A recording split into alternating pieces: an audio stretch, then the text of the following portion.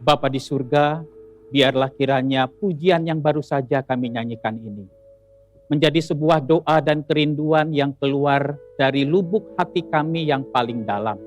Kami bukan sekedar mendisiplin diri kami setiap hari Minggu datang beribadah ke gereja, tetapi diri kami sendiri adalah gereja Tuhan, umat Allah yang dipanggil, yang ditebus, yang diselamatkan, keluar dari kegelapan menuju kepada terang Tuhan yang ajaib.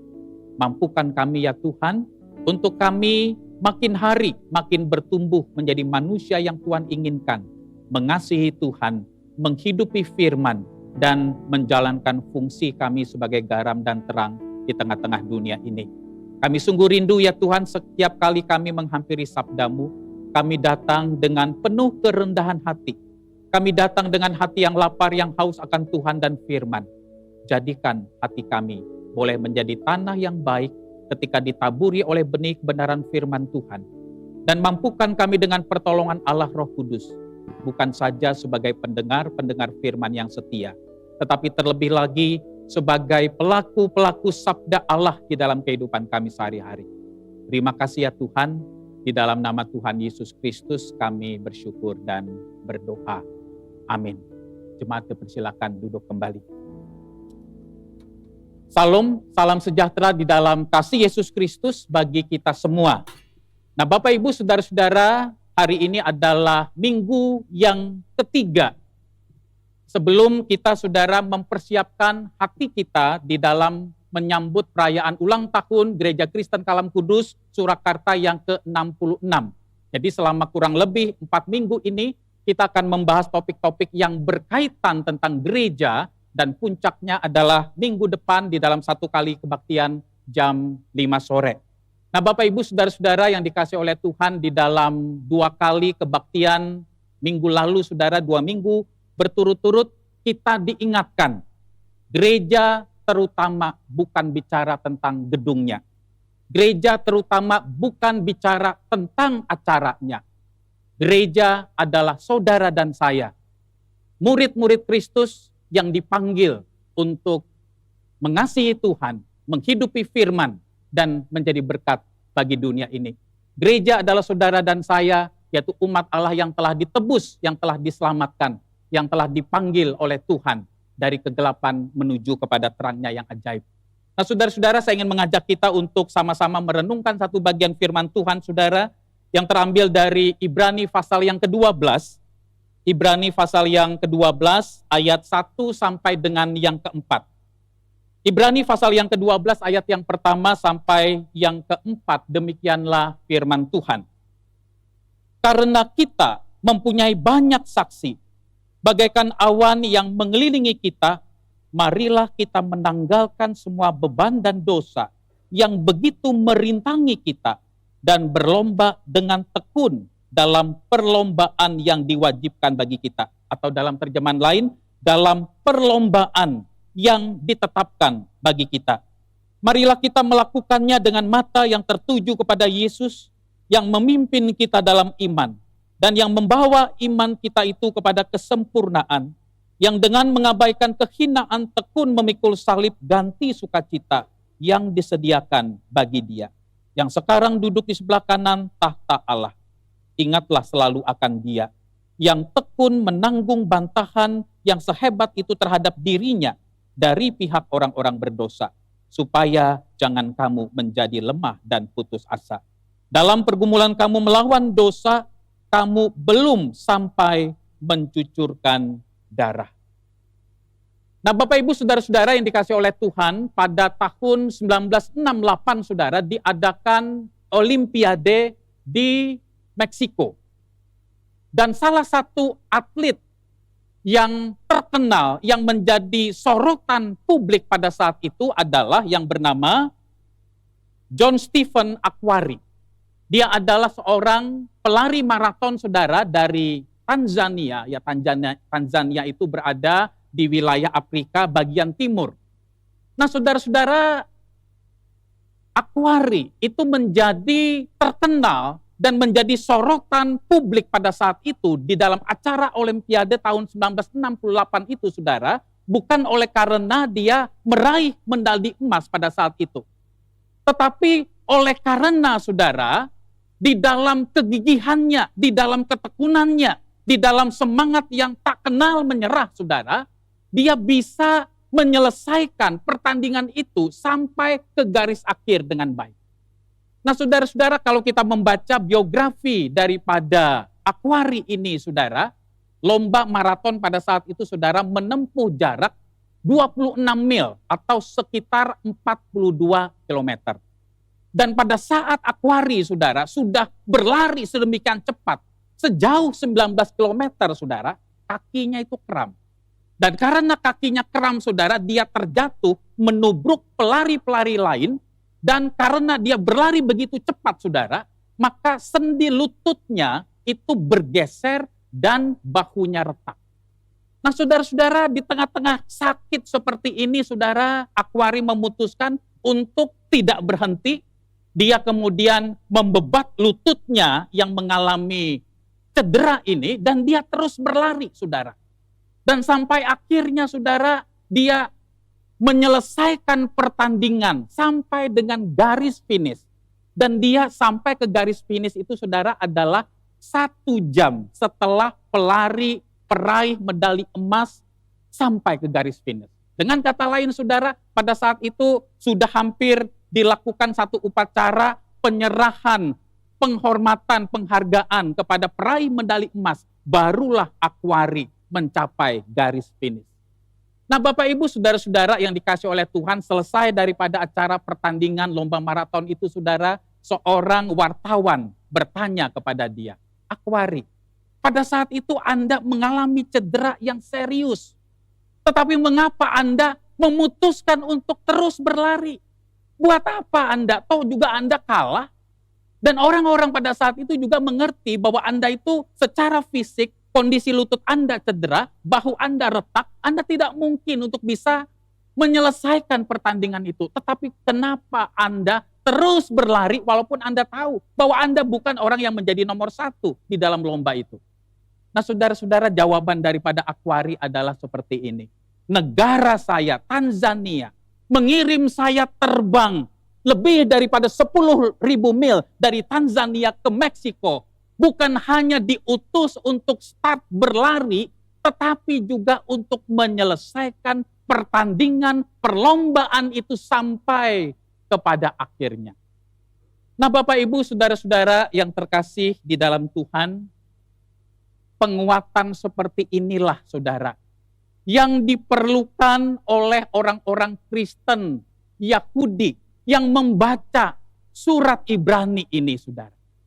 Kalau saudara memperhatikan latar belakang daripada kitab Ibrani ini, saudara, surat Ibrani ini ditujukan kepada orang-orang Kristen Yahudi pada saat itu di abad pertama.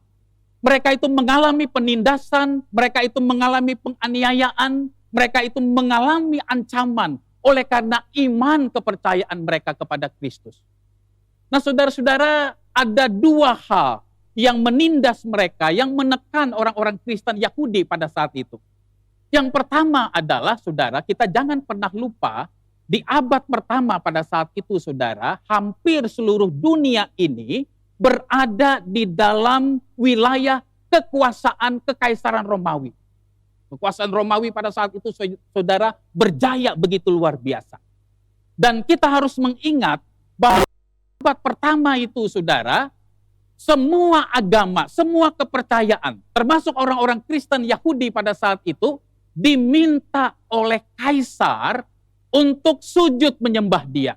Oleh karena kaisar itu dipandang sebagai dewa dan sebagai Tuhan. Dan perintah ini adalah sesuatu yang tidak mungkin dilakukan oleh orang-orang Kristen Yahudi pada saat itu. Karena mereka meyakini di dalam iman kepercayaan mereka bahwa Yesus Kristus itu adalah Tuhan, Raja di atas segala raja. Tidak ada satupun pribadi yang boleh ditinggikan, yang boleh disembah selain daripada Yesus Kristus. Nah itulah sebabnya saudara, pembangkangan orang-orang Kristen Yahudi pada saat itu terhadap perintah kaisar ini mengakibatkan orang-orang Kristen Yahudi pada saat itu ditekan, ditindas oleh iman kepada Kristus. Lalu hal yang kedua saudara, Orang-orang Kristen Yahudi ini yang merupakan penerima dan pembaca surat Ibrani ini, saudara, mereka itu juga mengalami tekanan dari orang-orang yang beragama Yahudi. Jadi saudara harus bisa membedakan antara orang-orang Kristen Yahudi dengan orang-orang yang beragama Yahudi atau Yudaisme. Orang-orang Kristen Yahudi tentu saudara adalah orang-orang yang percaya kepada Yesus, yang percaya bahwa Yesus itu adalah Mesias yang dijanjikan. Tetapi orang-orang Yahudi atau Yudaisme, saudara, tidak percaya bahwa Yesus itu adalah Mesias. Tidak percaya bahwa Yesus itu adalah Allah. Nah, bagi orang-orang yang beragama Yahudi pada saat itu, saudara, orang-orang Kristen Yahudi itu adalah orang-orang yang dianggap murtad, yang melecehkan keagamaan keyahudian. Sehingga orang-orang yang beragama Yahudi pada saat itu mengucilkan dan tidak mau berteman dan bergaul dengan orang-orang Kristen Yahudi. Nah, Bapak Ibu, saudara-saudara yang terkasih di dalam Tuhan, di tengah-tengah situasi yang tidak mudah yang dialami oleh orang-orang Kristen Yahudi di abad pertama itulah, saudara, maka penulis surat Ibrani ini menulis surat kepada mereka dengan tujuan apa? Supaya mereka mengalami penguatan, mengalami penghiburan, supaya mereka tidak melemah iman mereka di tengah-tengah penindasan, di tengah-tengah pergumulan. Nah, Bapak Ibu, saudara-saudara yang terkasih di dalam Tuhan, kalau kita, saudara, membaca Ibrani pasal yang ke-12, ayat yang pertama ini, saudara, perhatikan, di situ dimulai dengan kata sambung karena. Ya, atau di dalam bahasa Inggrisnya, saudara, diterjemahkan therefore, karena itu. Nah, kata sambung ini, saudara, itu menunjukkan bahwa ada kaitan atau hubungan antara Ibrani pasal yang ke-12 ayat yang pertama dengan ayat-ayat yang sebelumnya, yaitu khususnya pasal yang ke-11. Di dalam Ibrani pasal yang ke-12 ayat yang pertama, saudara, dikatakan seperti ini, karena kita mempunyai banyak saksi, bagaikan awan yang mengelilingi kita, marilah kita menanggalkan semua beban dan dosa yang begitu merintangi kita dan berlomba dengan tekun dalam perlombaan yang diwajibkan atau yang ditetapkan bagi kita. Maksudnya apa, saudara?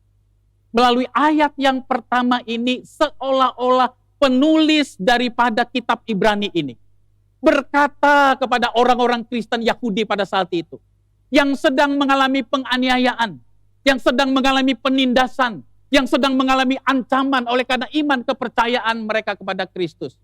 Penulis daripada kitab Ibrani ini, saudara, seolah-olah berkata, hai orang-orang Kristen Yahudi, sekalipun engkau berada di dalam tekanan, berada di dalam tindasan, oleh karena iman kepercayaanmu kepada Kristus, janganlah engkau tawar hati.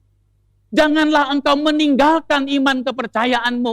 Janganlah engkau melemah imanmu. Lihatlah bahwa ada tokoh-tokoh iman, ada pahlawan-pahlawan iman sebelum kamu yang dicatat di dalam Ibrani pasal yang ke-11. Di situ ada Abraham, ada Musa, ada Yusuf, ada Daud.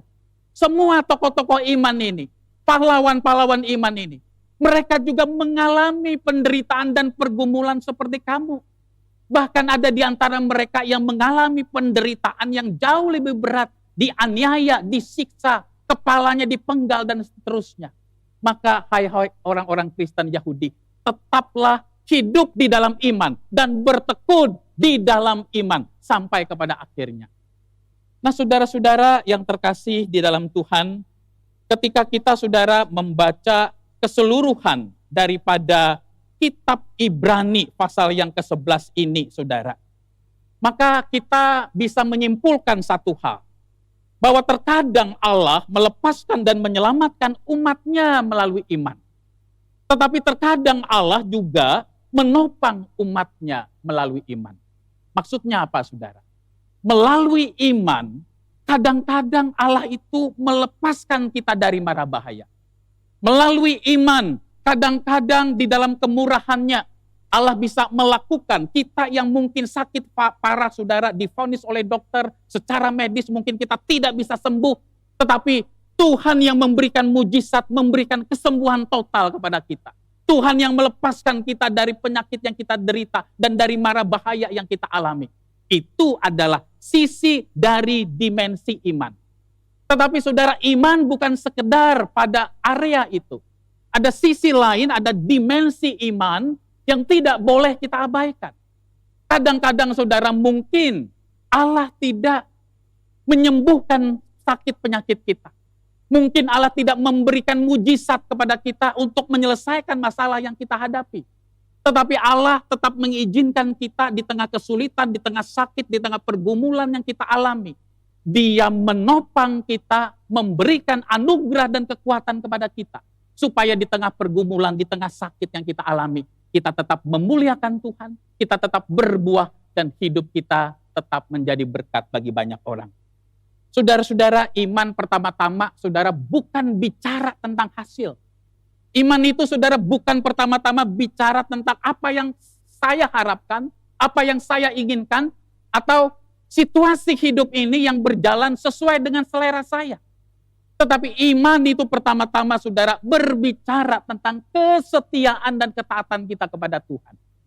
Di tengah kesulitan dan pergumulan apapun juga, di tengah-tengah suka dan duka, di tengah-tengah penindasan, di tengah-tengah kesulitan, kita tetap setia dan taat kepada Tuhan. Itulah iman. Nah, Bapak Ibu, saudara-saudara yang terkasih di dalam Tuhan, iman tidak berkata, jika Allah mengasihi aku, Dia akan melakukannya. Iman tidak berkata, jika Allah betul-betul mengasihi aku, maka pasti Allah menyembuhkanku. Pasti Allah akan melepaskanku dari mara bahaya. Betul, itu bisa Allah lakukan dan terlalu kecil bagi Allah. Tetapi dimensi lain daripada iman adalah, saudara, iman berkata, sekalipun Allah tidak melakukannya, sekalipun Allah tidak menyembuhkanku, sekalipun Allah tidak melepaskan aku daripada mara bahaya ini, Allah tetap adalah Allah. Allah tetap mengasihi aku, dan aku tetap percaya dan setia kepadanya. Itulah iman. Dan iman seperti inilah, saudara, yang dimiliki oleh pahlawan-pahlawan iman, yang dimiliki oleh saksi-saksi iman, baik yang diungkapkan di dalam perjanjian lama maupun juga perjanjian baru. Iman seperti inilah, saudara, yang dimiliki oleh Ayub. Ketika Ayub di tengah-tengah pergumulan hidupnya, dia tidak mengerti apa yang salah dengan dirinya. Dia sudah berusaha hidup benar, dia sudah berusaha hidup saleh di hadapan Tuhan, tetapi satu demi satu dia mengalami keterhilangan. Dia kehilangan anak-anak yang dia kasihi. Dia kehilangan harta yang dia punya. Dia kehilangan kesehatan yang dia miliki. Dia kehilangan dukungan dari istri dan sahabat-sahabatnya. Sahabat-sahabatnya bukan menghibur dia, bukan menguatkan dia, tetapi justru berkata, Ayub, nggak mungkin Allah yang maha adil dan maha baik itu menimpakan malapetaka yang bertubi-tubi kalau engkau hidup benar di hadapan Tuhan. Pasti ada dosa-dosa yang belum engkau akui di hadapan Tuhan, sehingga masalah dan penderitaan ini bertubi-tubi menimpa engkau. Bertobatlah Ayub. Bahkan saudara, istrinya yang seharusnya mendukung, mendoakan Ayub, saudara, berkata, tinggalkan Tuhan. Apa gunanya engkau hidup bersih, hidup saleh di hadapan Tuhan, kalau engkau mengalami penderitaan seperti ini? Enggak ada gunanya kok mengikut Tuhan. Saudara-saudara, tetapi di tengah ketidakmengertian Ayub akan realita hidup ini, akan pergumulan hidup ini, Ayub tidak meninggalkan Tuhan. Ayub tetap setia dan bersandar kepada Tuhan. Saudara-saudara, iman seperti ini jugalah, saudara, yang dimiliki oleh Rasul Paulus di tengah-tengah pergumulan duri dalam dagingnya yang dicatat di dalam 2 Korintus pasal yang ke-10. Saudara-saudara, berkali-kali Rasul Paulus berdoa kepada Tuhan supaya Tuhan mencabut duri dalam daging itu di dalam dirinya. Saudara-saudara, memang kita tidak tahu pasti, saudara, duri dalam daging yang dialami oleh Paulus ini sebenarnya apa? Apakah duri dalam daging ini berupa penyakit fisik yang sangat mengganggu diri Paulus? Apakah duri dalam daging ini, saudara, berupa tekanan-tekanan, aniaya dari orang-orang yang memusuhi dia di dalam pelayanan? Tetapi yang jelas adalah duri di dalam daging itu sesuatu yang membuat Paulus tidak nyaman, tidak mengenakan. Kalau saudara, duri di dalam daging itu adalah sesuatu yang mengenakan. Enggak mungkin, saudara. Paulus itu berkali-kali berdoa kepada Tuhan supaya dia dilepaskan dari duri dalam daging itu. Tetapi saudara, seorang rasul besar, seorang yang sangat dipakai oleh Tuhan, yang perjanjian baru itu hampir semuanya ditulis oleh Paulus di dalam ilham Roh Kudus. Orang yang sangat dipakai Tuhan, orang yang sangat beriman di dalam Alkitab, saudara. Apa jawaban Tuhan terhadap doa Paulus berkaitan dengan duri dalam daging ini? Cukuplah kasih karuniaku bagimu. Sebab justru di dalam kelemahanmu lah kuasaku menjadi sempurna. Dengan kata lain, saudara, Tuhan ingin mengatakan, Paulus, aku tidak mencabut duri dalam daging itu di dalam dirimu. Tetapi di tengah-tengah pergumulan, di tengah-tengah sakit yang engkau alami, aku tetap memakai engkau. Sehingga hidupmu tetap berbuah. Engkau tetap boleh memberitakan Injil. Dan aku akan tetap memakai engkau menjadi berkat bagi banyak orang. Sekalipun duri dalam daging itu tetap melekat di dalam dirimu. Saudara-saudara, iman seperti ini jugalah, saudara, yang dimiliki oleh Sadrah, Mesakh, dan Abednego. Yang dicatat di dalam Daniel pasal yang ketiga, ayat 17 sampai yang ke-18. Sadrah, Mesakh, dan Abednego, saudara, adalah sahabat daripada Daniel. Dan kalau saudara membaca Daniel pasal yang ketiga, ayat 17 sampai dengan yang ke-18, di situ mereka diperintahkan untuk sujud menyembah patung emas yang didirikan oleh Raja Nebukadnezar. Dan yang menarik sekali, saudara, Sadrah, Mesakh, dan Abednego berkata seperti ini. Allah yang kami puja sanggup melepaskan kami dari dapur perapian yang menyala-nyala ini. Tetapi kalimat itu tidak hanya berhenti sampai di situ, saudara. Mereka selanjutnya berkata, tetapi seandainya pun Allah tidak melakukannya, seandainya pun Allah tidak menolong kami sehingga kami harus dilemparkan ke dalam dapur perapian yang menyala-nyala ini, ketahuilah Tuanku Raja, kami tidak akan sujud menyembah dewa Tuanku dan sujud menyembah patung emas yang Tuanku dirikan. Itulah iman. Iman, saudara, di satu sisi percaya Allah kita adalah Allah yang jauh lebih besar dari masalah kita. Allah yang jauh lebih besar dari pergumulan kita. Allah yang jauh lebih besar dari masalah ekonomi dan sakit penyakit kita. Terlalu kecil bagi Allah untuk melepaskan dan menolong kita di tengah-tengah kesulitan yang kita alami. Tetapi iman juga berbicara, seandainya pun kita tetap diizinkan Allah dalam kesulitan, dalam penderitaan, dalam sakit penyakit, kita tidak meninggalkan Tuhan. Kita tidak berpaling dari Tuhan. Kita tidak menjauh dari Tuhan. Tetapi justru kita lari mendekat dan bersandar penuh kepada Tuhan. Dan percaya bahwa Allah tetap baik dan Allah mengasihi kita. Sekalipun kita tidak mungkin mengerti secara sempurna seluruh jalan-jalan Allah di dalam hidup kita.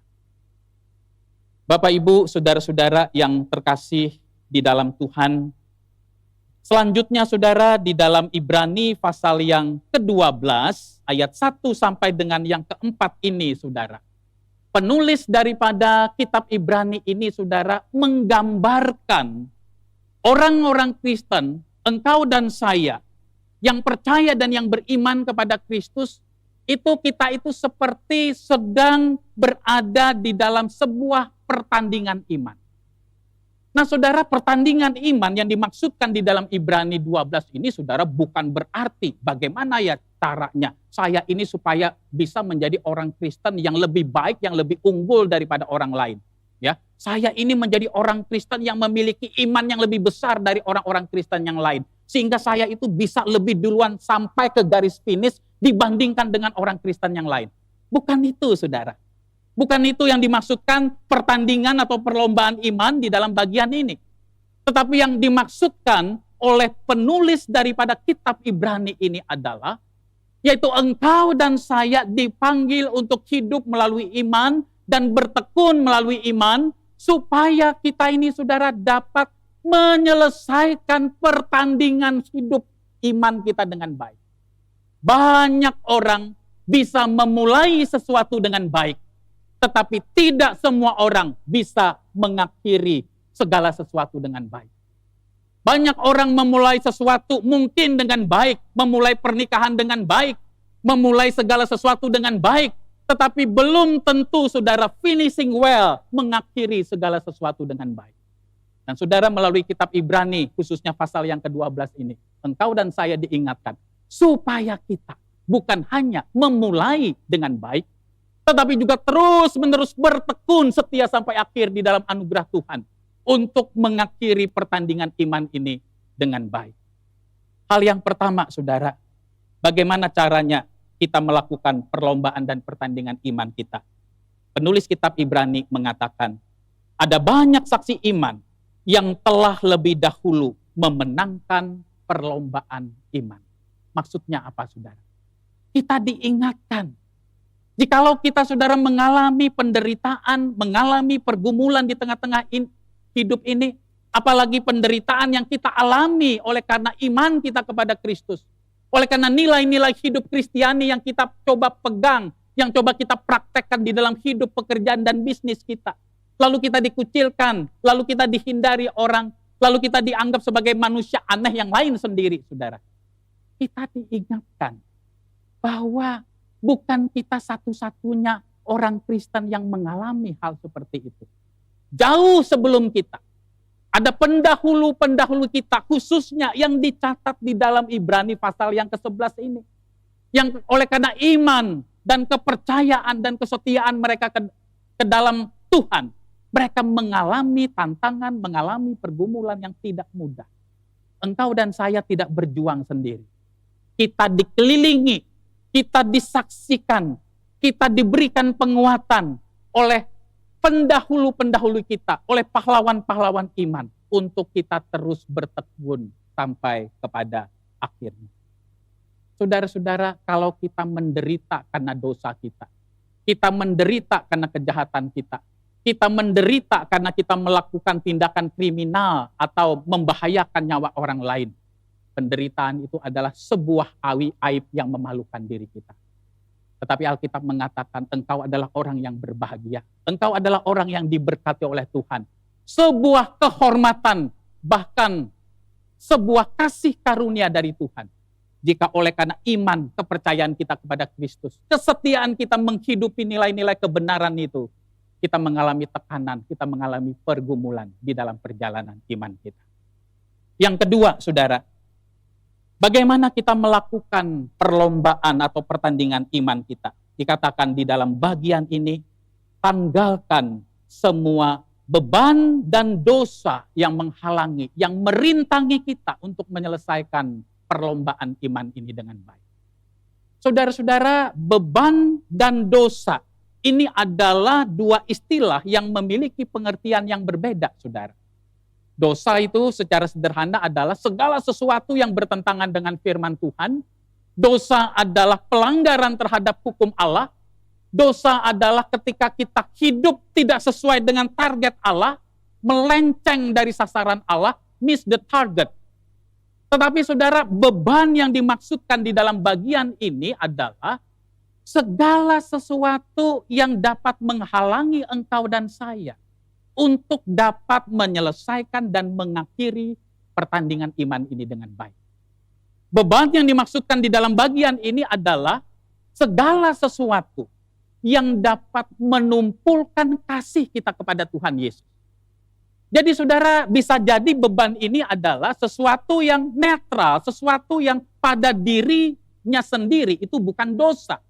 Tetapi ketika kita, saudara, tidak menyikapinya dengan benar, maka hal ini bisa menggiring kita kepada dosa yang menjauhkan kita dari Tuhan.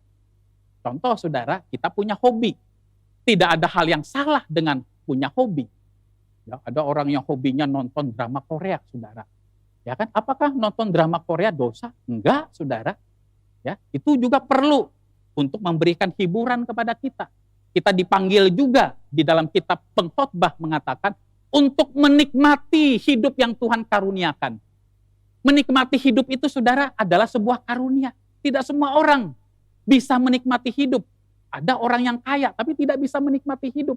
Ada orang yang sehat tapi juga tidak bisa menikmati hidup. Hidup itu bisa dinikmati, itu adalah karunia Tuhan. Tetapi saudara, kalau kita, saudara, lebih banyak menginvestasikan diri kita nonton drama Korea berseri-seri, berjam-jam, saudara, lalu kita mengabaikan hal-hal yang esensial di dalam hidup kita, maka itu sudah membawa kita kepada dosa yang membuat kita jauh dari Tuhan. Kalau untuk nonton drama Korea selalu ada waktu, saudara. Tetapi untuk membaca firman, merenungkan firman, mengevaluasi diri, apakah saya ini sudah menjadi orang Kristen atau suami atau istri atau anak yang menjalankan fungsi saya dengan baik, kita merasa tidak ada waktu. Maka saudara, hobi kita ini menjadi sebuah hal karena kita tidak sikapi dengan bijak, membawa kita jauh dari Tuhan. Dan inilah yang diingatkan oleh penulis Ibrani. Kita harus menanggalkan. Bukannya berarti saudara, kita tidak perlu nonton drama Korea lagi. Bukan itu poinnya.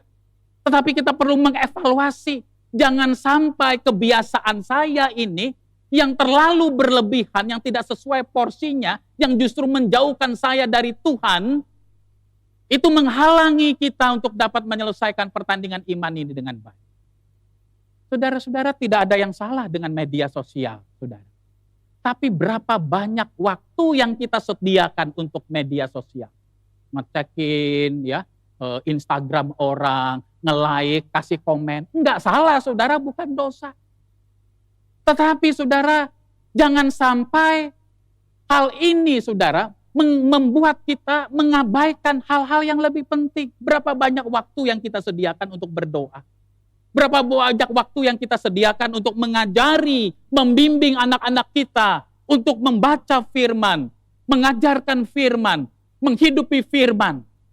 Saudara-saudara, ada orang yang setiap jam, saudara, status WhatsApp-nya berubah, saudara. Habis waktu seharian, berjam-jam, saudara, hanya ngurusin masalah status WhatsApp, saudara. Media sosial itu sesuatu yang baik, yang bisa kita pakai menjadi berkat bagi banyak orang. Tapi pertanyaannya adalah, kalau itu, saudara, membuat kita makin jauh dari Tuhan, membuat kita makin tidak menjadi berkat bagi banyak orang, maka kita perlu waspada di dalam hidup kita. Saudara-saudara, pikirkanlah, renungkanlah baik-baik. Beban-beban apa atau dosa-dosa apa yang menjadi penghalang bagi engkau dan saya untuk dapat menyelesaikan pertandingan perlombaan iman ini dengan baik. Pernahkah kita berpikir, saudara, apa yang menjadi penghalang kita untuk datang beribadah dengan baik, dengan sungguh-sungguh di hadapan Tuhan? Ada orang, saudara, kalau mencari duit selalu ada waktu. Tetapi kalau untuk beribadah di hari Minggu, menghormati hari Sabat, apalagi saudara terlibat di dalam pelayanan gereja, selalu merasa tidak ada waktu. Tentu saudara mencari duit itu tidak salah. Seluruh perjalanan hidup kita butuh uang. Tidak ada manusia yang tidak butuh uang. Saya butuh uang. Tetapi saudara, kita perlu waspada, kita perlu berhati-hati.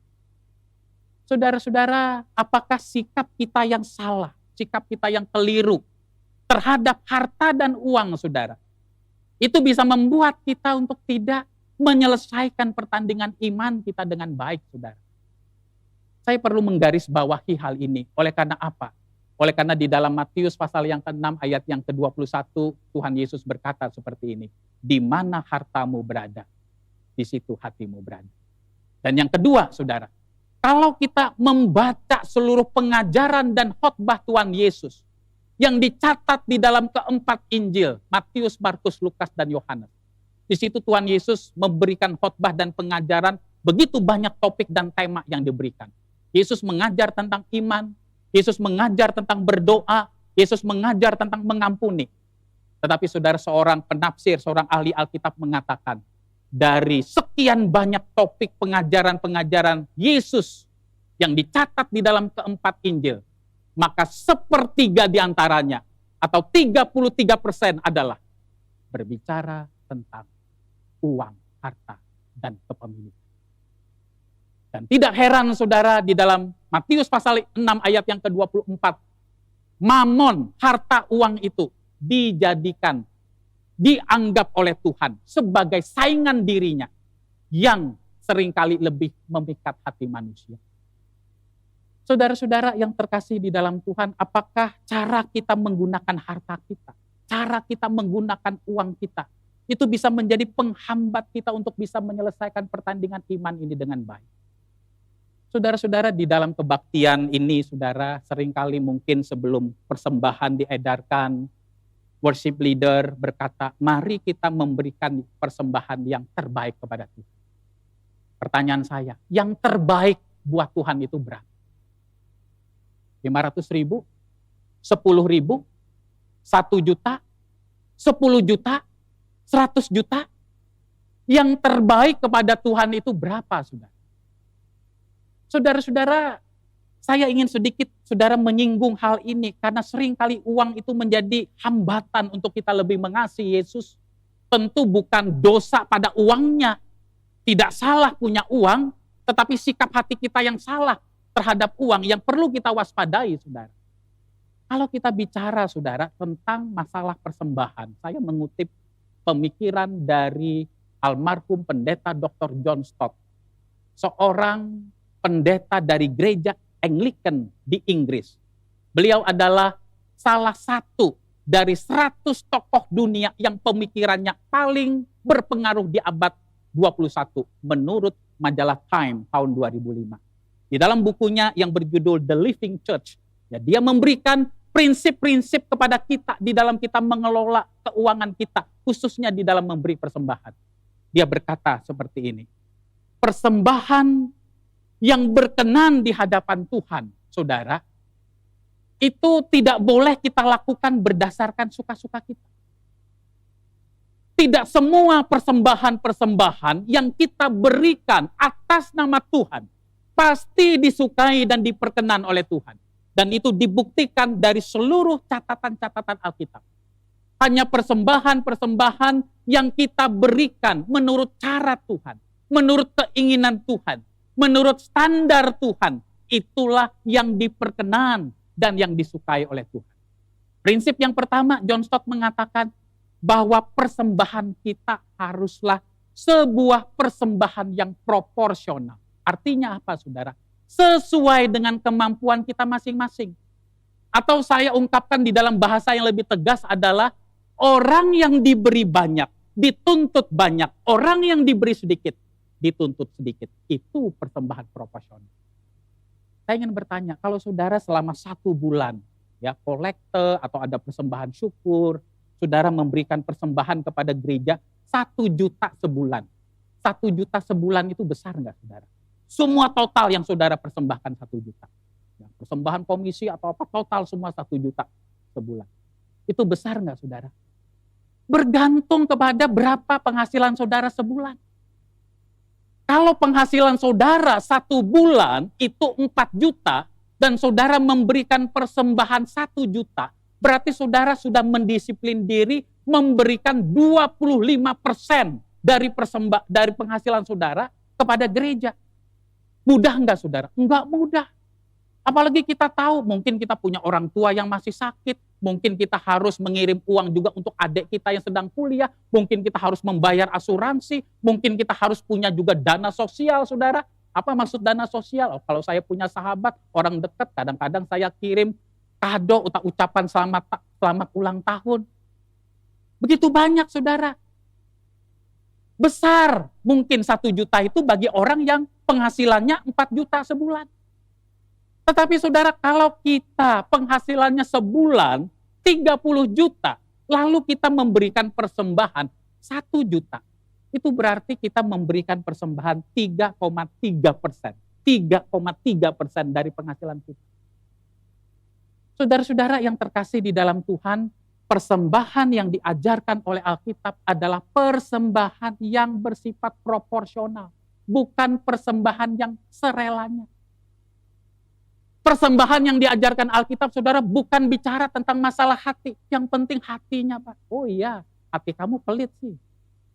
Tetapi yang diajarkan, saudara, adalah kita diingatkan bahwa apa yang ada di dalam hati kita, yang ada di dalam ini, itu juga terekspresi melalui tindakan di luar kita. Bahkan, saudara, prinsip yang kedua yang harus kita ingat juga adalah bahwa persembahan itu, saudara, bukan sekedar bicara berapa besar yang kita berikan. Tetapi persembahan itu juga bicara, saudara, tentang makna pengorbanan di balik tindakan persembahan yang kita berikan itu. Saya ulangi sekali lagi. Persembahan bukan sekedar bicara tentang berapa banyak yang kita berikan, tetapi persembahan juga berbicara tentang makna pengorbanan di balik tindakan persembahan yang kita lakukan itu. Apakah selalu persembahan kita harus sifatnya proporsional? Tidak, saudara. Kalau Tuhan menggerakkan hati kita dalam kondisi-kondisi khusus, nama juga kondisi-kondisi khusus berarti tidak selalu tiap bulan, tidak selalu rutin. Kita ingin memberikan persembahan melampaui kemampuan kita, itu pun juga disukai oleh Tuhan. Dan itulah yang dilakukan oleh orang-orang Makedonia yang dicatat di dalam 2 Korintus pasal yang ke-8 ayat 1 sampai 5. Saudara bisa baca bagian ini. 2 Korintus pasal yang ke-8 ayat 1 sampai dengan yang ke-5. Saudara-saudara, dikatakan jemaat Makedonia itu adalah jemaat yang begitu miskin secara materi. Lalu mereka mendengar ada saudara-saudara seiman mereka di Yerusalem yang membutuhkan dukungan dana dari seluruh jemaat yang tersebar di berbagai wilayah itu. Dan hati mereka tidak tahan. Mereka tidak berdiam diri. Karena apa? Mereka sadar. Sudah menerima begitu banyak kasih karunia dan kebaikan Tuhan. Maka dikatakan saudara, kalau saudara membaca 2 Korintus pasal 8 ayat 1 sampai 5 itu, mereka memberi bukan hanya berdasarkan kemampuan mereka, tetapi melebihi kemampuan mereka. Dikatakan di dalam bagian itu juga, mereka sangat miskin, tetapi mereka kaya di dalam kemurahan. Jangan sampai saudara kita menjadi sebaliknya. Kita sangat kaya, tetapi sangat miskin dalam kemurahan. Saudara-saudara, ini adalah sesuatu hal yang perlu kita pikirkan, yang perlu kita renungkan baik-baik.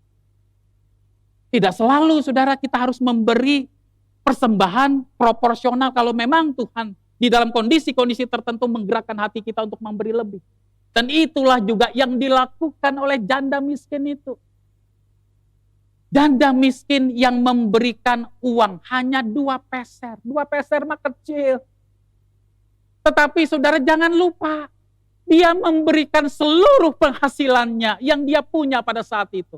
Dan mungkin ketika dia memberikan persembahan 2 peser itu, dia mungkin tidak makan, saudara. Itulah sebabnya Yesus memuji tindakan itu dan berkata, berbahagialah banyak orang yang bisa memberi di dalam kelimpahannya.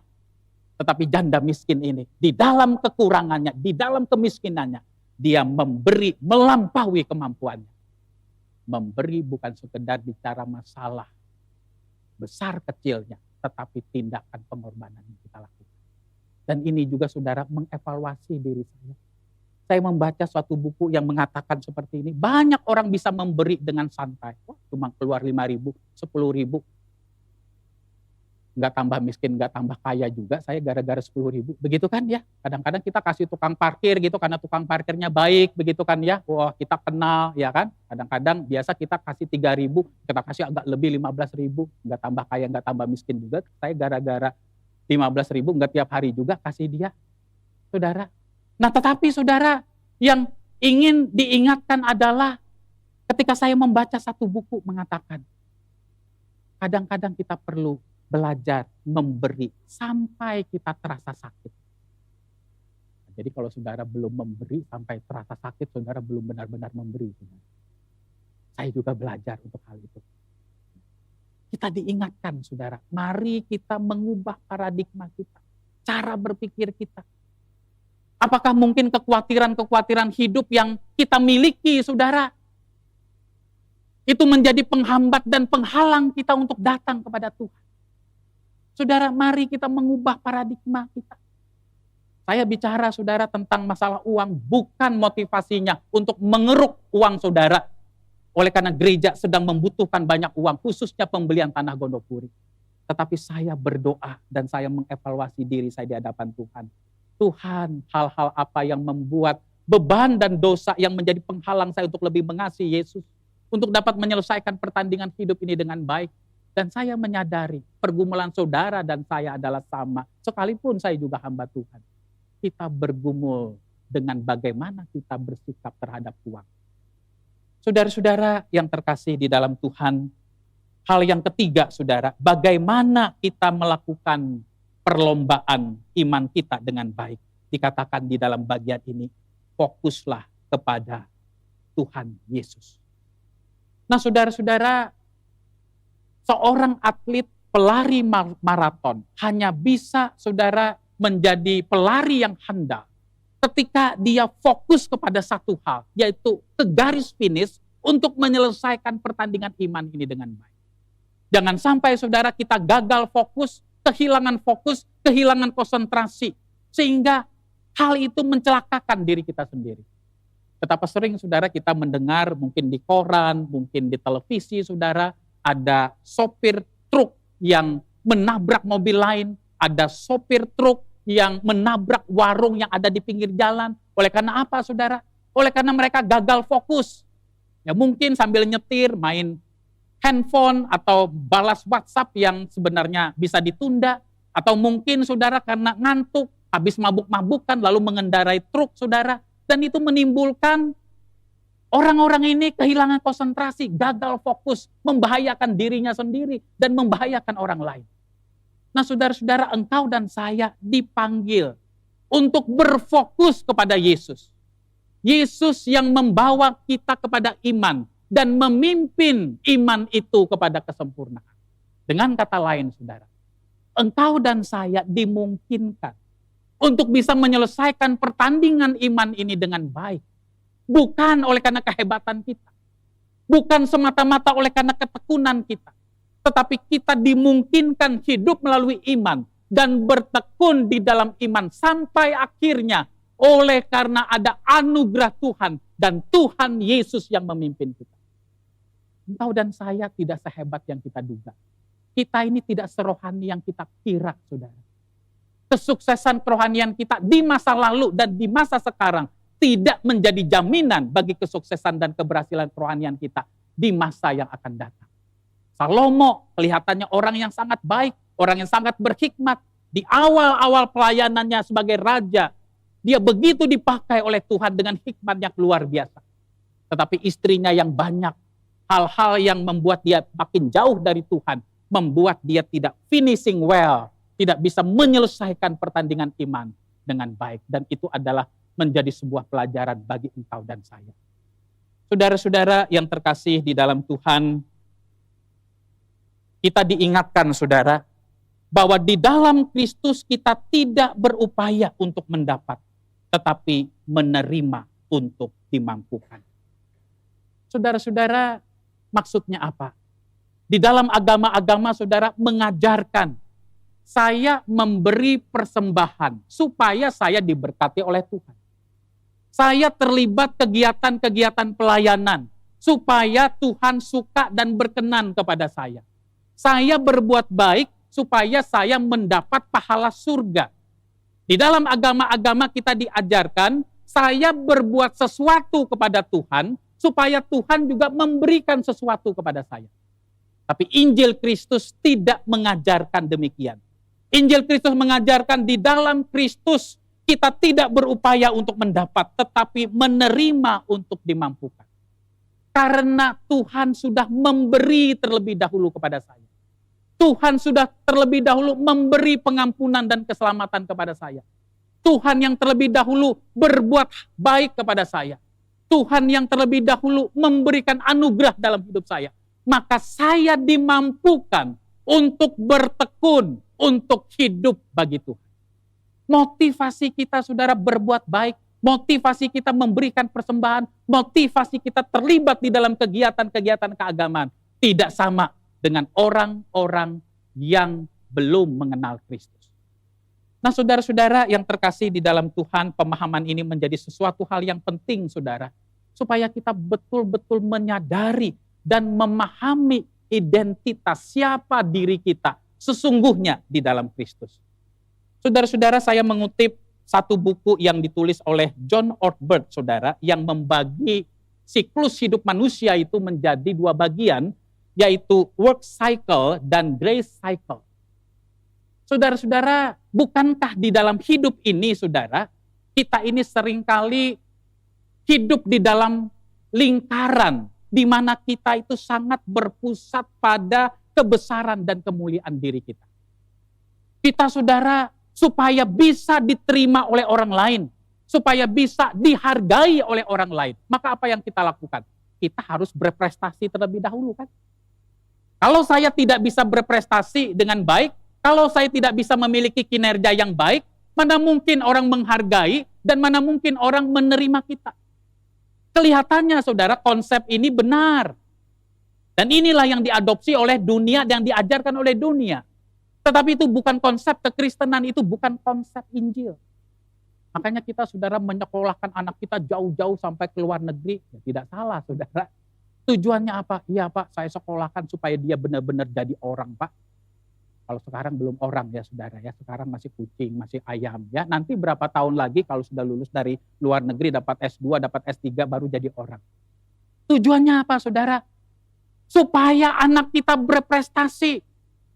Supaya berprestasi dia akan dihargai, diakui, dihormati oleh banyak orang. Dan ketika dihargai, dihormati banyak orang, maka anak kita akan bisa diterima oleh banyak orang.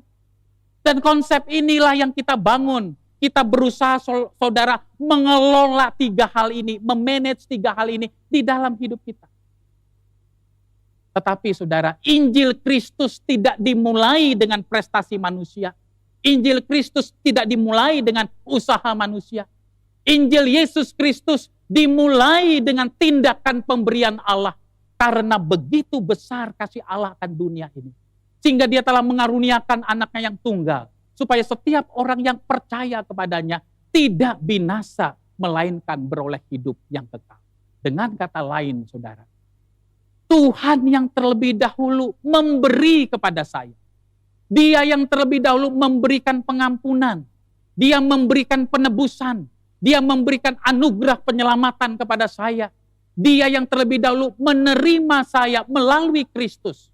Saya orang yang berdosa, saya orang yang tidak layak, saya orang yang seharusnya dimurkai oleh Tuhan karena dosa-dosa saya. Tuhan yang terlebih dahulu menerima diri saya apa adanya di dalam Kristus. Dan penerimaan yang tanpa syarat dari Tuhan inilah menjadikan hidup saya yang dulu tidak berharga karena dosa-dosa saya menjadi berharga di mata Tuhan. Dan ketika saya berharga di mata Tuhan, Tuhan yang memampukan saya untuk bisa berprestasi dalam hidup ini. Saudara, berprestasi dalam hidup ini bukan berarti saudara kita harus menjadi seorang yang nomor 1, yang paling hebat jika dibandingkan dengan orang lain. Bukan itu poinnya. Berprestasi yang dimaksudkan di sini adalah engkau ketika sudah diterima oleh Tuhan, diampuni, dipulihkan oleh Tuhan, dijadikan hidupmu berharga di matanya, engkau dimungkinkan untuk berprestasi dalam arti apa? Hidup kita ini bisa menjadi hidup yang berkarya bagi orang. Hidup yang berbuah. Hidup yang berdampak bagi banyak orang. Hidup yang menjadi berkat bagi banyak orang. Inilah yang diajarkan saudara oleh Injil. Tuhan Yesus adalah pribadi yang paling berharga. Rela bayar harga untuk kita manusia berdosa. Supaya kita yang tidak berharga menjadi sangat berharga di mata Tuhan. Itulah Injil. Kebesaran nilai diri saya bukan ditentukan oleh karena jubah pendeta ini melekat pada diri saya. Saya berharga, saya mulia, bukan oleh karena saya punya jabatan pendeta dan jubah ini dikenakan kepada saya. Saya berharga dan mulia karena Tuhan Yesus yang menerima saya. Di dalam kerapuhan saya, di dalam keberdosaan saya, di dalam kelemahan saya, dan di dalam anugerah dan pertolongannya, saya dimampukan untuk hidup bagi Tuhan. Bertekun di dalam iman sampai kepada akhirnya. Kiranya Roh Kudus menolong dan memampukan kita, saudara, untuk hidup di dalam iman dan bertekun di dalam iman sampai kepada akhirnya. Bukan oleh karena kekuatan kita, tetapi oleh karena Tuhan Yesus yang memimpin kita, yang menjadikan engkau dan saya pribadi yang sangat berharga, yang dikasihinya. Itulah sebabnya dia menyerahkan dirinya, pemberian yang terbaik yang Tuhan Yesus berikan di dalam hidupmu dan hidupku untuk menyelamatkan kita. Mari saudara kita berdoa dan kita mempersiapkan hati kita untuk mengikuti sakramen perjamuan kudus pada hari ini. Untuk kita merenungkan betapa besarnya kasih Yesus Kristus bagi kita, orang yang berdosa ini. Supaya kita dimampukan hidup berbuah, berdampak dan menjadi berkat bagi banyak orang. Mari kita berdoa. Bapa di surga, seringkali kami ya Tuhan berprestasi. Tujuannya adalah untuk mendapatkan penghargaan, penerimaan, dan pengakuan dari orang lain. Itulah yang menjadi motor penggerak kami. Kami bekerja keras, kami berusaha menampilkan diri sebagai yang terbaik di dalam segala hal. Untuk kami dihargai dan diterima banyak orang. Tetapi ya Tuhan, di dalam Injil Kristus, kami tidak melakukan hal itu. Kami hanya akan terus-menerus berada di dalam kelelahan emosional, kekosongan dan kehampaan ketika kami hidup di dalam nilai-nilai duniawi ini. Biarlah kami semua diingatkan. Starting point-nya bukan bermula pada kehebatan kami. Bukan pada kinerja dan prestasi kami. Tapi bermula dari usaha dan anugerah inisiatif Allah yang memberi, yang memeluk, yang menjangkau, yang merangkul kami. Engkau yang terlebih dahulu menerima kami, mengampuni kami, menebus kami, menyelamatkan kami. Penerimaan Tuhan terhadap kami yang tak bersyarat ini membuat diri kami yang dulu tak berharga menjadi berharga di mata Tuhan. Dan hal ini menolong dan memampukan kami untuk kami hidup berprestasi, berbuah, hidup yang berdampak, hidup yang berkarya, hidup yang menjadi berkat bagi banyak orang. Karena kami ditebus dan diselamatkan, hidup bukan untuk diri sendiri, tetapi bagi Kristus Yesus yang telah menebus dan menyelamatkan kami. Inilah penghiburan kami, inilah kekuatan kami. Terima kasih ya Tuhan, di dalam nama Tuhan Yesus Kristus kami bersyukur dan berdoa.